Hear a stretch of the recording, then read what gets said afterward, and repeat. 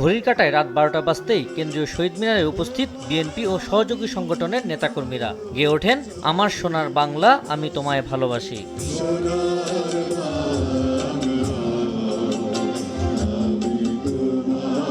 রক্তাক্ত জুলাই স্মরণে শহীদ মিনারে এই আয়োজন করে ছাত্রদল। অংশ নেন বিএনপির অন্যান্য সহযোগী সংগঠন ও কেন্দ্রের জ্যেষ্ঠ নেতারা।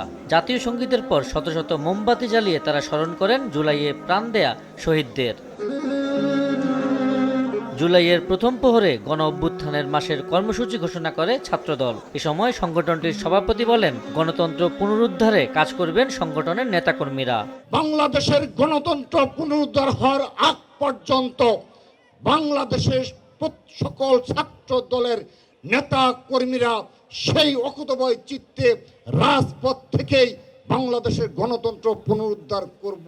জুলাই আন্দোলন একদিনে শুরু হয়নি জানিয়ে বিএনপির জ্যেষ্ঠ নেতারা বলেন, এই অভ্যুত্থান কোনো নির্দিষ্ট দল নয়, আপামর ছাত্র জনতার অভ্যুত্থান। আগামীতেও সংগ্রামের স্বপ্ন পূরণে ছাত্র সমাজকে অতন্ত্র প্রহরী হয়ে থাকতে হবে।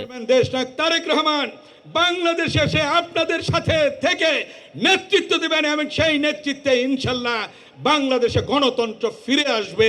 আমাদের ছাত্র সমাজ তোমাদের আকাঙ্ক্ষা যাতে হারিয়ে না যায় সেটার জন্য ওই মোমবাতি প্রজ্বলনের মতো তোমাদেরকে অতন্ত্র প্রহরীর মতো জেগে থাকতে হবে। অনুষ্ঠানে বিএনপির জ্যেষ্ঠ যুগ্ম মহাসচিব রুহুল কবির রিজভী বলেন, শহীদদের আত্মত্যাগকে মনে রেখেই সামনের দিকে এগিয়ে যেতে হবে, বাধা এলেও থেমে থাকা যাবে না।